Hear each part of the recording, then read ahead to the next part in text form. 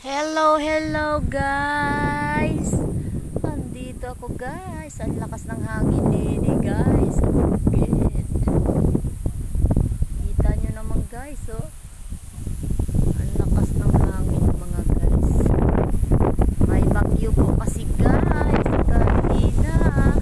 Apektado ang Cavite guys.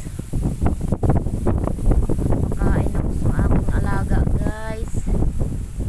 Dito po ito sa likod ng guba.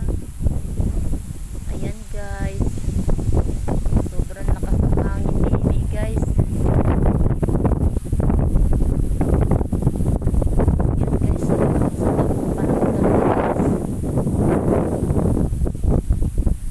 Thank you for watching guys. Paki-like and share.